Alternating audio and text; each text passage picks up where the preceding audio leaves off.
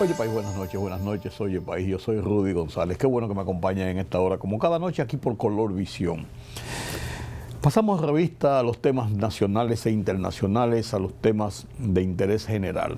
Sigue acercándose la fecha de las fiestas de la Nochebuena y el Año Nuevo, porque en Navidad estamos desde noviembre, desde la segunda semana de noviembre, ya cuando comienza el Black Friday y todas las compras y las cosas y qué sé yo cuánto, ya comienzan a verse los arbolitos, las luces, y ya la música y todo comienza. Es como la puerta de entrada, el plató hacia el mes de diciembre, que es el mes de la Navidad.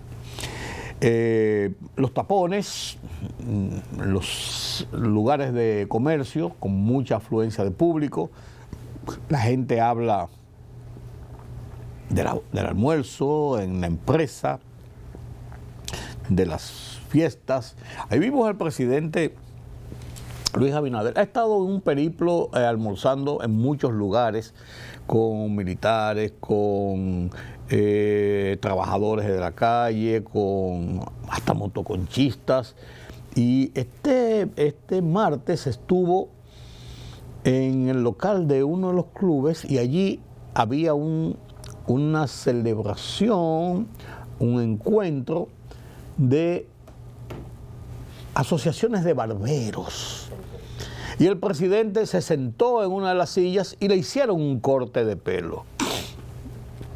Después yo vi al presidente ahí mismo, hablando, hicieron una toma desde atrás y tiene un buen corte, tiene un buen cerquillo, tiene un buen corte, porque a veces nosotros los hombres, las mujeres también lo hacen, pero nosotros los hombres nos acostumbramos a un barbero y nosotros nos sentamos en la silla de la barbería y ya el barbero sabe cómo a mí me gusta el corte.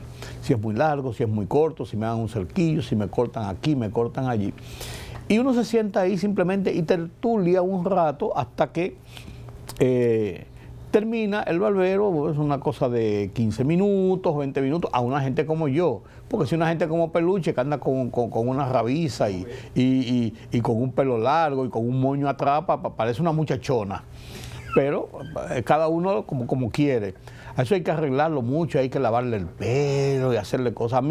A mí cuando yo me siento con mi barbero, con Ramón Gómez, yo le digo, ven en tu beca. Porque es una beca, emparejarme y vamos arriba. Una beca lo que tiene. Pero al presidente hubo que, además ahí todo el mundo estaba atento a eso, habían cámaras y el barbero ahí se esmeró por esas cosas. Entonces, estos días son la gente está en Navidad, en sus fiestas. Algunos temas han empañado, en cierto modo, esa festividad. El mismo gobierno ha sufrido un remesón bastante fuerte con el tema del caso Senasa. El caso ya está en justicia, pero la gente no para de hablar. El desglose en los medios del expediente, procurando la coerción. Tiene mucha tela por donde cortar, se ha hablado mucho, incluso Jenny Berenice dio unas explicaciones, lo vamos a poner un poquito más adelante, unas explicaciones sobre este inicio del proceso. Pero también hay temas internacionales que son bastante fuertes en esta misma semana, y es el anuncio del presidente Donald Trump, la orden de un bloqueo total a los buques petroleros que entren y salgan de Venezuela. O sea, esto parece el bloqueo aquel de Cuba. No, en una dimensión tal. Aquello fue otra cosa de Grandes Ligas, 1961, John F. Kennedy, por el caso de los misiles que estaba instalando la Unión Soviética en Cuba a una distancia de 100 millas de las costas de Estados Unidos. Se llamó la guerra de los misiles. No hubo guerra, pero sí hubo muchas tensiones y hubo un momento donde él escaló a un nivel cuando algún barco trató de penetrar y la Armada de los Estados Unidos que estaba allí bloqueó definitivamente, y ahí pudo haber una desgracia. Se zanjó aquella diferencia con la negociación de los misiles norteamericanos instalados en la frontera de Turquía de cara a la Unión Soviética, que decían que era una amenaza para esto, y entonces Nikita Khrushchev, presidente, primer ministro, jefe de la Unión de Repúblicas Socialistas Soviéticas en esa época, la URSS, negoció con el presidente John F. Kennedy y Rusia aceptó el retiro de los misiles. Los Estados Unidos retiraron los misiles de Turquía, las bases de misiles que tenían en Turquía. ¿Qué negociación se haría ahora? No se sabe, vamos a ver. Por eso es parte de las tensiones que se han estado sufriendo en estos días, que no es para menos, Mientras tanto, la Confederación del Caribe continúa la búsqueda de una sede para no frustrar la Serie del Caribe, que ya 3 países han dicho, de los 4 que conforman la Confederación, que no van a ir a Venezuela por las situaciones de tensión política que rodea a Venezuela, incluso con un espacio aéreo restringido para vuelos regulares y todo esto. Y el horno no está para galletitas ahí como para estar, para estar en juego de béisbol. La Serie del Caribe está para comenzar el día 30 de enero hasta el 7 de febrero. Y los 4 participantes clásicos son Venezuela, México, Puerto Rico, República Dominicana, donde el béisbol es el principal deporte. En México también se juega mucho fútbol, pero el principal deporte en Puerto Rico, Venezuela, República Dominicana, y en México hay un buen béisbol. Hay otros países que se han adherido como invitados a la Serie del Caribe, inclusive Cuba en un momento determinado, Nicaragua, Panamá, Curazao, que tiene buen béisbol. Varios países han sido invitados y han participado, y la serie se ha movido. La serie debe realizarse en uno de los 4 países principales, en Puerto Rico, Venezuela, República Dominicana y México. Se va rotando año por año. Incluso en alguna ocasión se ha jugado en Miami, por lo menos un par de ocasiones, buscando afluencia de público, porque la Serie del Caribe, a la gente le gusta verla por televisión, la gente es medio apática en ir a la Serie del Caribe. Cuando juega el equipo local, por ejemplo, si es en República Dominicana y el equipo de República Dominicana está compitiendo por la corona en el juego final, se va a abarrota el estadio. Pero fuera de ahí, el público que va es de algunos fiebruces del béisbol, pero los estadios van a media capacidad y hasta menos. Y por eso se ha hecho un par de veces en Miami, buscando público, y se ha logrado, pues no es la sede natural. En este caso, con la situación política de Venezuela, se ha tomado como punto de referencia no la situación política de la ilegitimidad del gobierno de Maduro, de la dictadura, de la represión, nada de eso, sino de la situación de tensión política frente a las presiones de Estados Unidos y la decisión de sacar a Maduro del poder. Y eso podía degenerar que en cualquier momento pueda haber, qué sé yo, un conflicto, o que las tensiones dentro no inspiren a la gente a participar en la serie. O sea, ahí no están las condiciones dadas. Y se anda buscando una serie alterna. Se ha hablado de Panamá como una serie alterna. Porque lo otro sería relegar a uno de los países, sedes naturales de estos 4 países, variar la sede. Sin embargo, organizar, estructurar todo un sistema para la realización de la Serie del Caribe lleva una logística, acondicionamiento de los estadios, donde se va a jugar, hacer un calendario, las boletas, las transmisiones, todo. Es una logística que estamos a 30 días prácticamente de la serie, porque es el día 30 de enero que comienza, pero los jugadores ya comienzan a llegar en la última semana de enero, a donde va a ser la sede, vienen las prácticas, hay una serie de cosas. ¿Se logrará? Debe ser, porque la Serie del Caribe no debe interrumpirse. Se interrumpió en la pandemia, por una razón, pero ya eso era una cosa diferente. Ya había otro tipo de razones. Pero vamos a ver qué ocurre con esto. Mientras tanto, ha seguido el traslado de presos hacia Las Parras, desde La Victoria. El paso a desnivel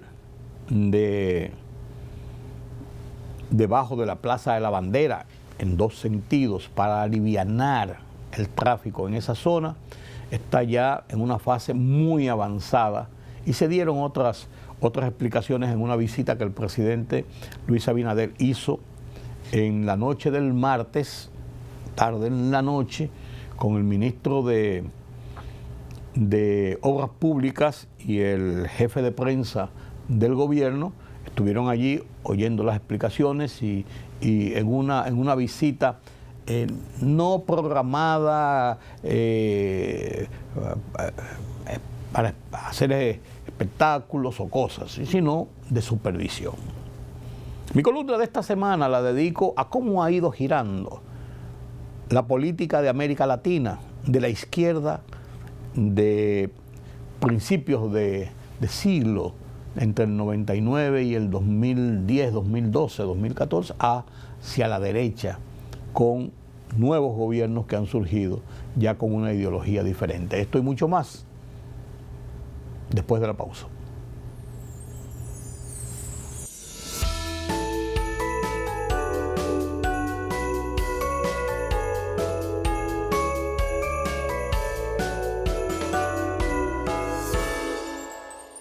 Política, economía, sociedad. Los temas del día a día los contamos con claridad y con precisión. Recuérdate que el INTEVI se aumentó a un 18 para bajarlo a un 16. Sí. Una libertad de prensa que ellos no manejan y de expresión. Hay una especie de experiencia frustrada de la OEA en Haití. En Oye País, información veraz, periodismo con valor. Oye País, de lunes a viernes a las 12 de la medianoche por Color Visión. Siempre lo mejor.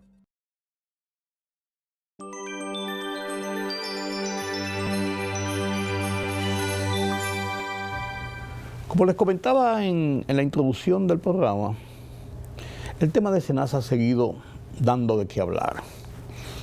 En paralelo, los abogados, expertos, algunos que están participando en el caso como defensores de algunos de los imputados, otros que han hablado desde la óptica del ejercicio del derecho, medios de comunicación, políticos y, claro, la bullanguería de las redes sociales, como le da la gana. Pero el tema ha seguido en el tapete, hay cuestionamientos y ahora el tema se ha enfocado mucho en cuanto a que si hubo o no hubo una negociación con 3 de los inculpados en este primer expediente de pedidas de medida de coerción de los 10, si 3 que fueron remitidos a arresto domiciliario, porque eso no favorecido en relación a los otros que fueron a Las Parras por 18 meses de prisión preventiva. Y esto ha abierto un marco de especulaciones, de discusiones, si procede, si no procede. Oí al abogado Julio Curi indicando, bueno, esto es parte de lo que está estructurado. Ahora, hay muchas cosas que se quedan en el aire. O sea, el código plantea que se hagan negociaciones, pero se queda en el aire si hubo negociaciones o no hubo negociaciones, sobre qué base, si fue así, hubo esas negociaciones, y qué implica esto. Si es correcto, si no es correcto en este proceso, si más adelante, bla, bla, bla, bla, bla. El tema está sobre el tapete y no cabe dudas de que este es un tema, el desfalco de SENASA, que ha golpeado a la sociedad, incluso al propio gobierno. El presidente, el mismo presidente mostró el día que se anunció el sometimiento del expediente ante un juez de coerción y se hicieron arrestos. El vicepresidente mostró su molestia en un mensaje en su cuenta de Twitter. mostró su enfado de que esto le haya pasado en el gobierno y con personas incluso consideradas de su estima, de su aprecio personal, de su confianza. No cabe dudas. En este contexto, la Procuradora General de la República, Jenny Berenice Reynoso, en un acto que hubo en Jaina, donde se inauguró una nueva sede del Ministerio Público, de la Fiscalía, en Jaina, ella estuvo allí inaugurando este local y allí dio unas declaraciones en torno precisamente al caso de las negociaciones y la situación del caso. Oigamos lo que dijo Jenny Berenice. Reiteramos, implica siempre una parte 2 de estos casos por la complejidad y la gravedad de lo mismo. Implican siempre nuevos arrestos. Los abogados de Jacín insisten en su estado de salud que tiene el Ministerio Público que decir, sobre todo cuando a él se le imputa por haber privado de la salud a las personas de escasos recursos. No hay ningún informe forense, como ha dicho el Ministerio Público, que establezca que el imputado Santiago Jacín no tenga condiciones de salud para enfrentar el proceso. Y como hemos dicho en otras ocasiones, el que tiene salud para distraer el fondo del Estado tiene que tener salud para enfrentar la justicia más ante hechos tan graves como los que ocurrieron en el Seguro Nacional de Salud. ¿Cómo valora el Ministerio Público que algunos de los detenidos fueron enviados a prisión domiciliaria? Es importante reiterar que el Ministerio Público no tiene acuerdo de culpabilidad con ninguno de los 10 procesados del caso conocido como Operación Cobra, ni le ha otorgado criterio de oportunidad y reitero, ni tiene en estos momentos acuerdo de culpabilidad. El Ministerio Público reitera que contra los 10 acusados va a ir por penas y que deben ser sancionados por los hechos tan graves cometidos contra más de 7 millones de afiliados y toda la sociedad dominicana. Sin embargo, se le solicitó una medida menos gravosa que a los demás, a ellos La tres. medida de coerción no es la pena, ni es la sanción. La medida de coerción busca que el Ministerio Público pueda avanzar en su investigación, pero aquí lo importante es que el Ministerio Público, que después de meses de investigación profunda, sin descanso, muchas de ellas trabajando de sol a sol, el equipo amaneciendo y siguen ese mismo ritmo de trabajo, y creo que en la medida se refleja ese gran trabajo y el juez mismo reconoció la fortaleza y la calidad de investigación, pero contra estos 10 imputados más, otros que han de venir, el Ministerio Público tiene el absoluto convencimiento y le garantiza al pueblo dominicano que va a ir por condena, porque deben recibir condena. Bajo ninguna circunstancia el Ministerio Público a estos acusados lo va a llevar con un trato de testigos. Son imputados y lesionaron gravemente al pueblo dominicano y deben recibir cada uno de ellos una sanción ejemplar por el gravísimo daño que le han causado a la sociedad dominicana. La salud es un derecho fundamental. Nadie puede pensar, sin importar quién sea, que va a jugar con la salud del pueblo dominicano y que este Ministerio Público, que no solo en este caso, sino que tiene más de 5 años trabajando sin descanso y llevando decenas de personas acusadas de corrupción, nosotros vamos a seguir haciendo nuestro trabajo y reiteramos que aquí tiene que haber condena y condenas ejemplares porque fueron hechos muy graves. Este caso, lógicamente, con el tema Navidad, va bajando las revoluciones porque todos los casos llegan a un top, escalan a un nivel que ocupa la atención nacional. Todos los casos, no necesariamente de corrupción o de justicia. Y después va buscando una media, porque hay otros casos que van relevando, no necesariamente que se olvide, pero sí que van relevando esos casos. Y estamos en esta época de Navidad y es lógico suponer que esto va a bajar un poquito. No obstante, hay grupos que están tratando de pescar en ríos revueltos y a través de las redes sociales están diciendo de todo, inventando cada cosa y acabando con reputaciones, diciendo de todo lo que le da la gana. Porque estamos llenos de gente irresponsable, primero, y segundo, que lo que está buscando es ser centro de escándalo y que dicen cosas y que yo sé cuánto, sin ningún rigor, sin ningún aviso muchas veces de realidad, con situaciones que confunden a la gente que no tiene un concepto mínimo de lo que es el respeto a los demás, ni un concepto mínimo de lo que es el respeto a la sociedad y la rigidez de la verdad, de la objetividad. Ahí andan convocando a otra manifestación, hacen manifestaciones, qué pasa. Y van a estar en eso porque entienden que eso le gana popularidad. Y yo he visto gente ahí, como vi en la manifestación que se hizo la noche de la lectura de la decisión de la medida de coerción, que la verdad que uno dice, ¿y entonces? Así mismo, ¿y entonces? Nos recuerda la Plaza de la Bandera, nos recuerda la Marcha Verde. Mucha gente que ahí se rasgó las vestiduras y después vimos, y después sabíamos, y después vimos, y hemos visto porque estamos aquí en este mundo. Y lo de la Plaza de la Bandera, ustedes saben, ahí hubo gente y hubo gente. Hubo personas y hubo personas. Y todo el mundo sabe aquí el historial de cada cual. O sea, no podemos leer la carta entre gitanos. Entonces, esto va a seguir en esos niveles hasta que realmente vaya a buscar un nivel real que tiene que buscar en acción de justicia, que es donde está el tema en este momento. En el interín, los controles, apretarlos como debe ser. Como debe ser. Bueno, ya veremos. El gobierno y el propio presidente Luis Abinader ha puesto mucho interés en el tema de soluciones del tránsito, del transporte, de la descongestión, de la facilidad para la gente transportarse a través de facilidades públicas.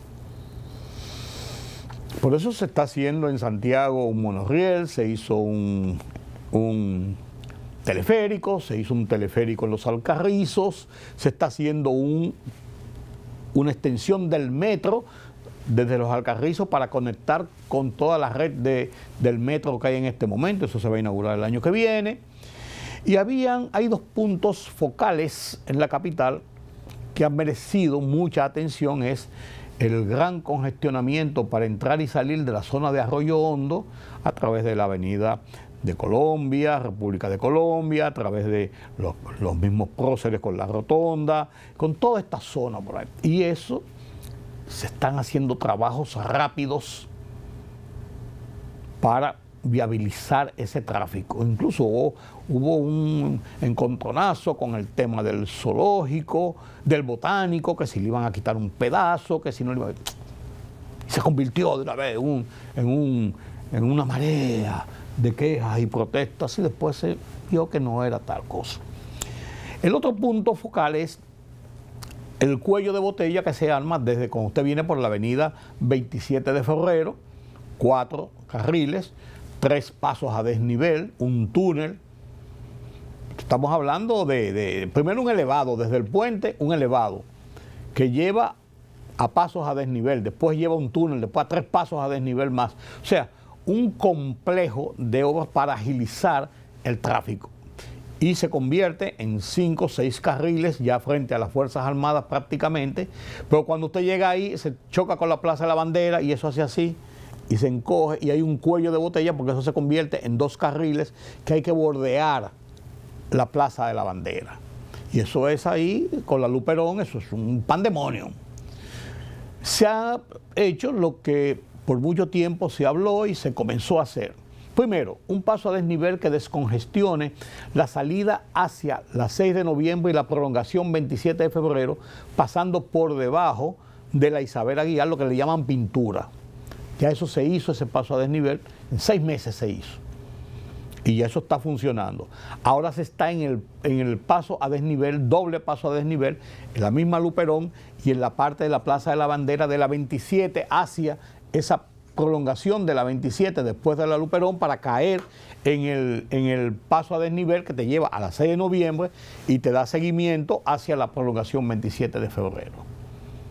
Pues el presidente fue este martes en la noche, se apareció ahí a las 10 de la noche, 10 o 11 de la noche, con el ministro de Obras Públicas para ver in situ qué es lo que están haciendo, cómo se está haciendo esto. Vamos a ver aquí con los mapas, se metieron entre el túnel que está haciendo y uno ve que eso está bastante adelantado.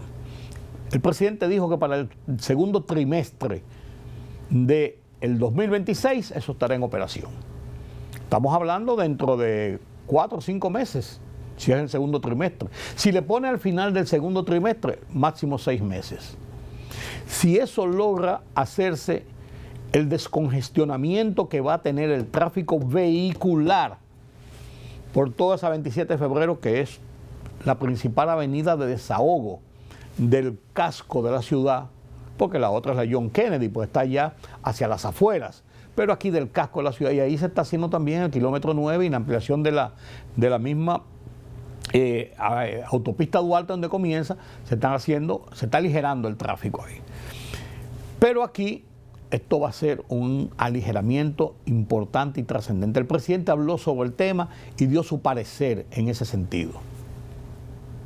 Esta gran obra que va a fluir muy especialmente los vehículos, tanto norte-sur por la Luperón y este-oeste por la 27 de febrero, es lo que falta ya para tener toda una avenida expresa. Y quise venir siempre como nos gusta ver la supervisión de las obras.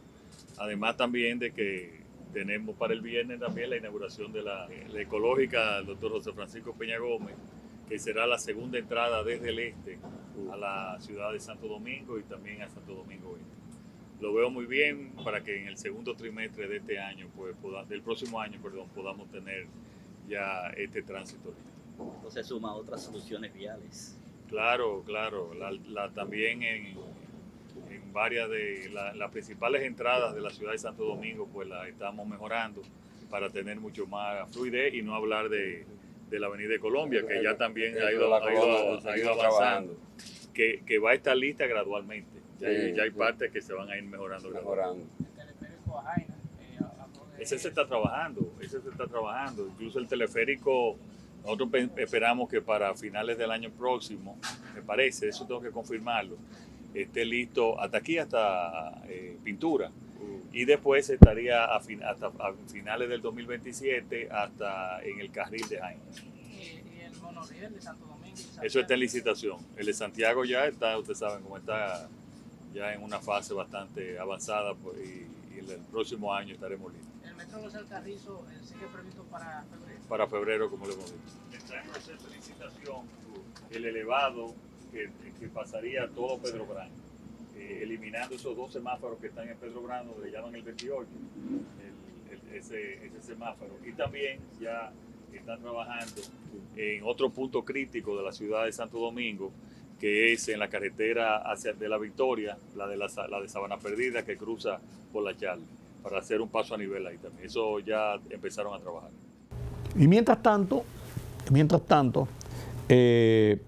vemos cómo está el tema de Venezuela. El presidente Trump dio una orden de un bloqueo total a todo barco petrolero que entra o salga de Venezuela. O sea, hay un impedimento de entrada y salida. Ese bloqueo les representa una situación de crisis económica a Venezuela, que no cabe dudas, porque el petróleo es la principal fuente de producción de dinero de recursos de Venezuela.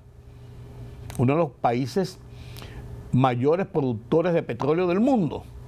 Ya los Estados Unidos hace 2 semanas intervinieron un barco petrolero, que dijeron que un barco que estaba haciendo tráfico ilegal de petróleo, porque era una compañía, una empresa, un tema que estaba clasificado con una prohibición para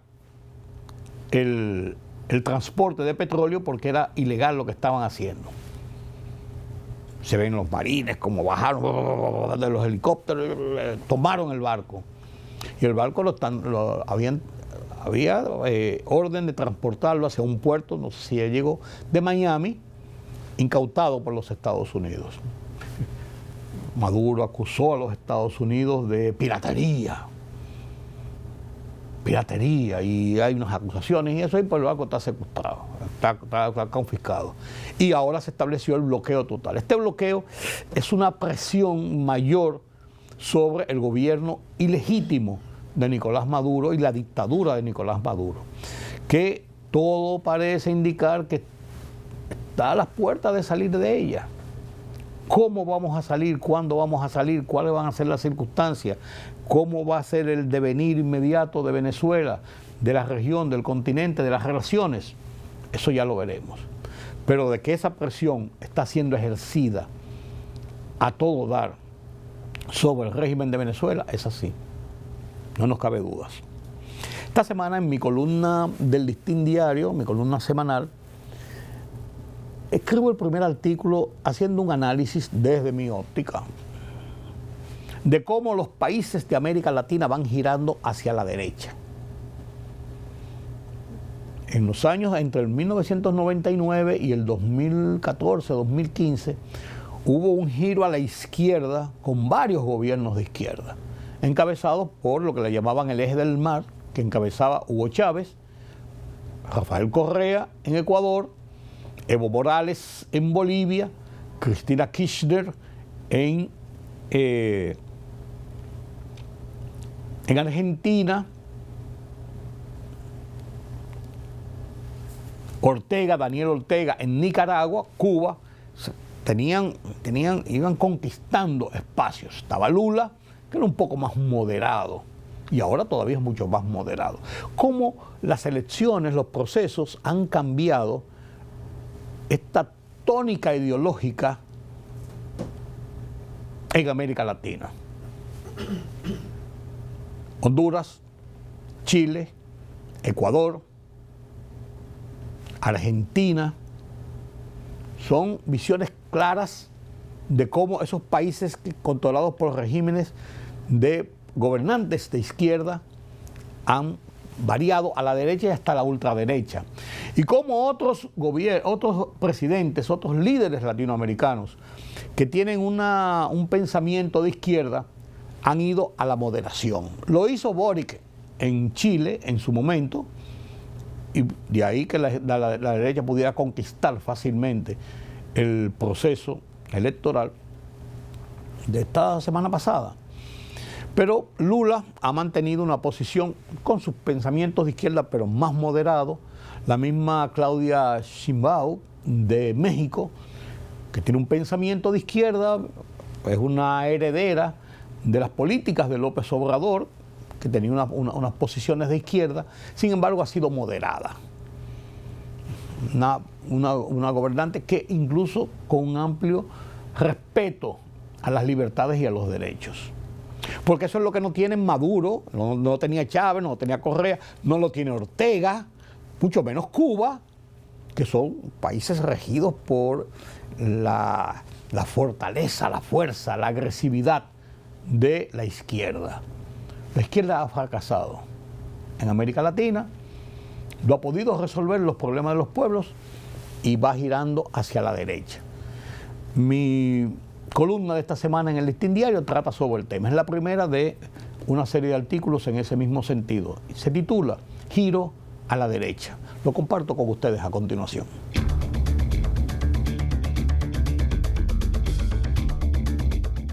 El evidente fracaso de la generalidad de los gobernantes y proyectos de izquierda ha provocado un giro de regímenes hacia la derecha y o conservadores, en un contexto en que la clase política es seriamente cuestionada en nuestra América Latina. Los resultados electorales de Chile y previo en Honduras ya había ocurrido en Argentina, Ecuador, Bolivia, así lo demuestran. El denominado eje del mal, como se bautiza, la mancuerna que a finales de los 90 y a lo largo de los 2000 encabezaron Hugo Chávez, Rafael Correa, Evo Morales, Cristina Kirchner, se ha ido derrumbando, afianzando la democracia y la libertad en las Américas. Mientras la izquierda totalitarista que imponen Nicolás Maduro, Daniel Ortega, Díaz-Canel, sigue oprimiendo y empobreciendo a sus pueblos.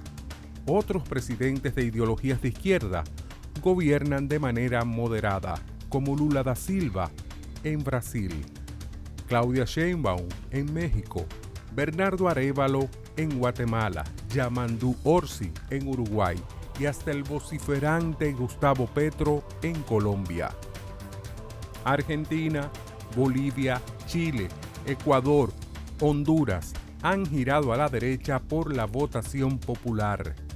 República Dominicana, Costa Rica, El Salvador consolidan y ejercen sus posiciones democráticas, mientras Panamá, Paraguay, Perú afianzan sus procesos en el respeto a los derechos y las libertades. República Dominicana, tras salir de una férrea dictadura de 30 años y un proceso de inestabilidad que incluyeron un golpe de Estado y una guerra civil con intervención militar extranjera incluida, ha mantenido por los últimos 59 años, venciendo obstáculos y crisis económicas y sociales, un sistema político estable, con elecciones consecutivas y cambios de gobernantes, lo que nos ha permitido crecer económica, social y políticamente, y ser referente. Eso es democracia.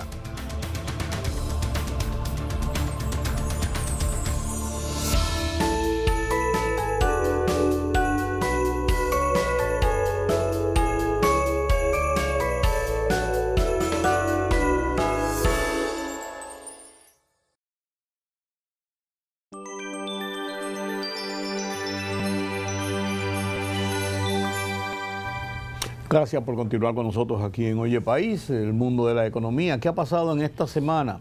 Hay muchos ya visiones del fin de año, pero los resultados del año completo no saldrán oficialmente hasta la primera semana del mes de enero, como es lógico porque hay que evaluar el año completo. Mientras tanto, en las consideraciones, los informes que va dando el Banco Central cada 2 meses, cada mes, cada 3 meses, cada 6 meses, va trazando los perfiles. Y uno de los temas en que se ha ido manteniendo el trayecto que ha llevado a lo largo del año son las remesas. Las remesas han significado un puntal importante para el flujo de divisas que entra al país y las reservas del Banco Central. Este y otros temas vamos a analizarlos con Carlos Cuello esta noche. Buenas noches, don Carlos. Buenas noches, don Rudy. ¿Cómo está usted? Bien, para no entrar en detalles. Feliz Navidad. Igual. Bien, como usted decía, las remesas siguen su dinamismo. Ya estamos en el mes 11 del año. Solamente falta el mes actual por computar. Y los dominicanos siempre manifiestan su solidaridad con sus parientes, con sus familiares. Y este mes se hace sentir más. Independientemente de que se registren más por la vía formal, porque muchos dominicanos vienen con motivo de la Navidad. O mandan con uno que viene a mano. Exacto. Llámale esos chelitos a la vieja. Exacto, y por eso, aunque se entiende que en Navidad algunos llegan doble, incluso, deben incrementarse, pero insisto en que no, probablemente no todo se va a registrar. Claro. De todo modo, las que nosotros tenemos aquí, los datos que tenemos aquí son de las remesas formales. Sabemos que hay un movimiento informal y más para esta época, personal, que debe representar entre un 10, no menos de un 10%. Claro, ¿no? Claro. Y más en esta época. Sobre todo. Pero el último informe del Banco Central indica que en el mes de noviembre el país recibió 889.5 millones de dólares en remesas. Son 48.7 millones más que el año pasado. Eso equivale a un 5.8% más que en noviembre del año pasado. Eso para un mes. Si se toma de enero a noviembre, ya 11 meses del año, ¿no? Del año actual, las remesas ascienden a 10.780.8 millones, casi 11.000, podríamos decir. Y el aumento global es de 1.028.3 millones. Esto significa un 10.5% de incremento en el flujo de remesas para lo que va del año 2025 y que probablemente se mantendrá para el año esta tendencia. En la procedencia de la remesa, de Estados Unidos el 80.7%, de España el 6.9%, y ahí tenemos el 88%, más del 88%. De Estados Unidos y España aportan. Los principales, sí. digamos, países de procedencia de la remesa. De acuerdo con esto, el Banco Central proyecta que para el año 2025 el país estará recibiendo por encima de los 11.700 millones de dólares en remesas. Son buenos. Prácticamente la misma suma que turismo. O sea que entre remesa y turismo estamos hablando de que concentra más de la mitad de las divisas que genera la economía dominicana. Eso por un lado es bueno, pero también deberíamos ir pensando en un plan B. ¿Qué podría pasar si ese flujo se ve entorpecido? Como gradualmente se espera que suceda, porque en este caso los vínculos van modificándose y el flujo migratorio está cada vez más limitado. Claro. Y eso que tú dices se va desarraigando porque esa nueva generación que van haciendo fuera no tiene esa fortaleza del arraigo. Algunos sí, pero otros no, de mantener esa ayuda continua. El hijo que se fue, el hermano que se fue, el padre que se fue, sí mantiene ese vínculo cerrado y no falla. Claro. Pero ya los otros vínculos van bajando. Eso me acuerda un amigo que me decía, porque los cubanos en Miami dicen que están locos porque caiga la dictadura para volver a Cuba. Y comentaba otro, con mucha razón, y siempre lo recuerdo, sí, pero el 80% de esos cubanos americanos que están hoy en Miami, después de 60 años que salieron de Cuba y los viejos murieron, no conocen Cuba ni les interesa Cuba. No. Irán a Cuba quizás como una forma de ver qué era de sus ancestros, de puro conocimiento o de turismo. Claro. Entonces, eso pareciera ser esa similitud de lo que usted dice, Carlos. Sí, esos vínculos se van modificando. Sí. No lo pierden porque son los abuelos, están allá, las cosas, pero no sacrifican su nivel de vida para mejorar el de los porque no sienten que tienen ese compromiso, sí, como lo tienen los que emigraron. O los que tienen hijos aquí que mantener, o los que le mandan al sobrino para una beca de estudio, sí. O sea, pero todos esos vínculos se van modificando. Sí, mucho. De todos modos, tenemos que reconocer que es un sector en lo que se refiere a generación de divisas muy importante que contribuye a la estabilidad del mercado cambiario, contribuye, como tú bien destacabas, a lo que es fortalecimiento de las reservas internacionales y por qué no, de la estabilidad macroeconómica en términos generales. Así mismo es. Hay un tema que es cómo ha sido el comportamiento en el informe del Banco Central hasta este momento de la fuerza laboral.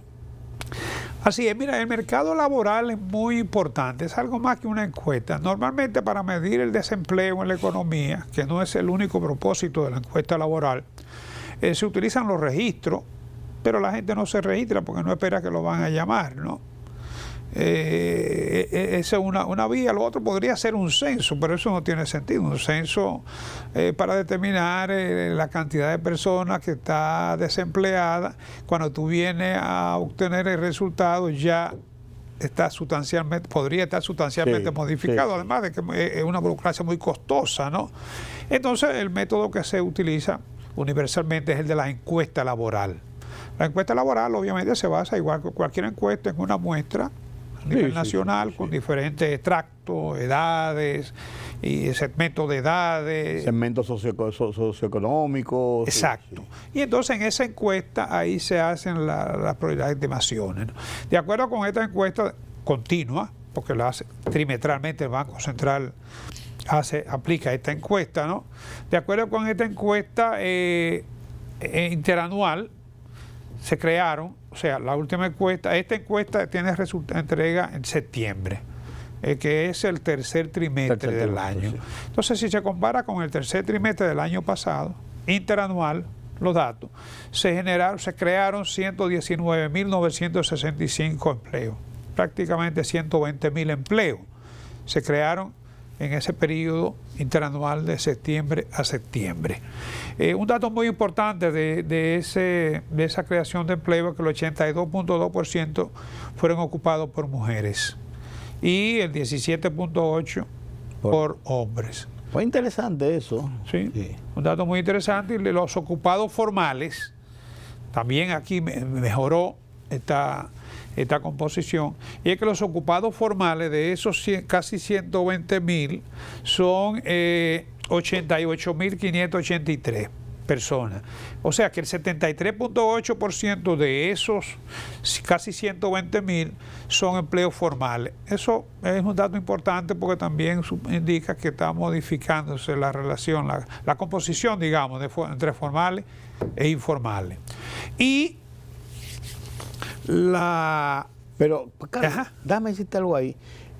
Estaba pensando, vi una información que indica que en los Estados Unidos la fuerza laboral decreció y aumentó el desempleo en niveles de ahora para el mes de noviembre, a 4 puntos algo por encima, uno de los niveles más altos que ha tenido en los últimos tiempos. Y estaba diciendo, dice ese informe, que apenas se recuperaron 64.000 empleos en el mes de noviembre, en Estados Unidos, sí, pero que en el mes anterior se habían perdido 100 y tantos mil. Sí. O sea, y esa cifra que tú das, pero si en Estados Unidos está pasando esto, o sea, nosotros... O sea, no es que debemos vanagloriarnos, claro, pero si lo ponemos dentro del contexto, oye... Lo grande es que los factores no están desvinculados, porque la incertidumbre que se ha generado a lo largo de este año con la política arancelaria, la guerra arancelaria, la guerra también entre países y, por supuesto, la política migratoria, ¿no? Sí, está incidiendo. En el caso de Estados Unidos no puede ser igual la fuerza laboral con esa presión que hay sobre la población, los migrantes, ¿no? Que antes. No, claro. Esos migrantes, querrámoslo o no, son parte de la fuerza laboral. Claro, están empadronados en la fuerza laboral porque están atendiendo, están produciendo y están pagando impuestos también. Claro, no es verdad que todos son delincuentes. Claro. Pero quería una cuña ahí, por lo que tú estabas diciendo, porque me acordé que había leído ese dato, precisamente yo creo que en el periódico de hoy o ayer. Sí, tú me lo compartiste. Y me es interesante. Sí, de todos modos, el total de ocupados en el país es de 5.149.829. Casi la mitad de la población está ocupada, ¿no? Pero de la fuerza laboral, ¿qué cantidad es? De eso, es ocupado más desempleado, eso es lo que da la fuerza laboral, sí, con la población económicamente activa. Los desocupados son 2 millones y tanto, de esto tú lo sumas y te va a dar como 7 millones. O sea que la fuerza laboral, repito, incluye los ocupados más los desocupados que están buscando empleo, ¿no? Claro. En este caso, para un incremento interanual de los ocupados es de 2.4%. O sea, en esto habría que sumarle los 120.000 que hablábamos ahorita anteriormente, ¿no? La tasa de informalidad se ubicó en 54.6%. Ese es un punto, ¿eh? Se ha ido bajando, bajó 0.7 con respecto al anterior, que fue 55.3. Pero todavía está por encima de la mitad. Es lo que te digo, sí, ese es un punto, sí. De esos 5.150.000 empleos, más de la mitad son informales. O sea, informalidad estamos hablando que no tiene cobertura, seguridad social y por lo regular tampoco tiene estabilidad laboral. Y el nivel de compensación, dada la informalidad, se escapa de lo que establece la legislación que laboral. puede darse, pero no está dentro de los marcos legales. No, podría darse el caso, y ya lo hemos comentado otra vez, de que en la informalidad haya gente que esté generando mejores niveles de ingresos con la formalidad. Sí, pasa. Sí, pero no tienen la estabilidad laboral, no tiene tampoco la cobertura, sobre todo la cobertura de la seguro médico, plan de pensión, no tiene ninguno de esos tipos de beneficios. Ni una garantía de una cesantía, de un desahucio. Y un accidente laboral. Un accidente laboral, o sea, están en el aire, por así decirlo. Claro. Entonces, la tasa de desocupación, o sea, tasa de desempleo es 5.3. En la encuesta anterior era 5.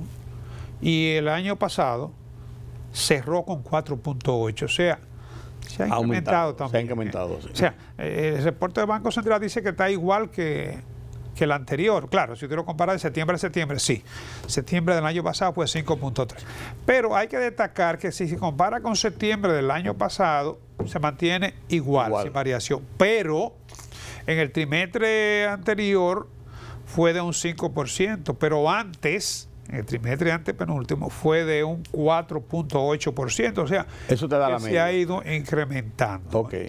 Posiblemente ahora, porque el año pasado cerró en 4.8, posiblemente ahora en diciembre también tenga un efecto a la baja y en lugar de 5.3, ojalá cerremos con un 5, que está dentro de lo que es la tasa natural de desempleo de la economía dominicana. Por lo menos no estamos en tiempo de desastre. No, es que la medición de desempleo es importante porque no solamente es el número de personas que está empleada o desempleada, no, es que la demanda de mercado laboral es una demanda que se deriva de la actividad de la economía, como es natural, de la inversión, del consumo, de la producción de las empresas. El consumo, si tú recibes salario o sueldo o ingresos por tu trabajo, tú vas al mercado a invertirlo, a comprar. La primera estadística que se dispara cuando la economía entra en recesión es el desempleo. Claro que sí. Agravando más la situación. Entonces, la economía en recesión es capa caída y la gente sin empleo. Eso es así. Lo que sigue estable y bajando es el precio del petróleo. Por suerte para nosotros. El precio del petróleo... que ha tenido una gran alta volatilidad este año, ¿no? Sí. Pero no con grandes aumentos, que por suerte. No. Como ha pasado en otras épocas. No, la franja se ha mantenido entre 60 y 70. Sí. No ha pasado los 70 años, ¿no? No. Incluso fíjate que la tendencia es que el año 2025 termine con una caída de un 17% en los precios del petróleo. Para el año. 17%. Y en este caso, el petróleo el más caro, que es el tipo Brent, está a $60. Y el Texas $55, con expectativa de que siga bajando. Y nosotros proyectamos el año para 62, ¿fue? 60 más o menos. Este año sí. No, 70, sobre los 70. ¿Sobre los 70? Sí. Bueno. Sí, no, nosotros en ese aspecto hemos tenido la suerte. Estamos en un buen equilibrio. Sí, incluso el subsidio de la gasolina a los combustibles apenas está por debajo de los 200 millones mensuales, ¿no? Pero, de todo modo, ¿por qué está bajando? Bueno, se dice que hay posibilidades, hay buenas expectativas de que el conflicto de Rusia y Ucrania se busque alguna salida, ¿no? Y paradójicamente, fíjate cómo una guerra tiene ganadores y vencedores. Por allá, ¿cómo nos afecta aquí? Sí, eso lo que podría producir en el mercado petrolero es que Rusia, que ahora mismo está comercializando su petróleo, pero con muchos obstáculos, ¿no? Al levantarse las sanciones, pues entonces obviamente habrá mayor oferta, ¿no? Los productores de petróleo no han bajado la oferta, al contrario. Se han visto la necesidad de aumentar la oferta porque los precios se han reducido. Entonces, ante la posibilidad de que se busque una salida al conflicto y la inundación, digamos, del petróleo en el mercado, los precios comienzan a bajar. Sí. Pero además también la expectativa de que la economía se ralentice, eso también supone que la demanda se va a ver afectada. Lógico, porque va todo proporcional. Son dos elementos, la oferta y la demanda, ¿no? Sí. En el caso nuestro, pues ni hablar. Esto es una muy buena noticia para la economía dominicana, porque el petróleo en ocasiones ha representado hasta el 40% de las importaciones. Así es. Rara vez cae por debajo del 20% de lo que es el total de las importaciones de la economía dominicana. Y si se nos dispara el dólar, son dos elementos explosivos. Claro, sí. Claro. Porque nos cuesta más con un dólar más alto. Así es. Sí, así es. Carlos, gracias amigos por este conversatorio sobre los temas de la economía nacional. Seguimos atentos a lo que viene ya a final de año para poder sacar los compendios ya con el año calendario y tener una mayor proyección a final de cuentas para lo que nos depara el 2026. Gracias por su compañía en esta hora. Gracias, don Carlos. Nos vemos ya la semana que viene. Nos vemos la semana que viene. Sí, nos vemos la semana que viene. Yo siempre me quedo pensando si nos vemos el año que viene, como usted me dice, o el mes que viene, porque estamos ya a final de año. Todavía no estamos a final de mes. Esperemos que podamos vernos la semana que viene y también el año que viene. Yo espero que sí. Gracias a ustedes. Pasen un feliz resto de la noche y yo soy Rudy González.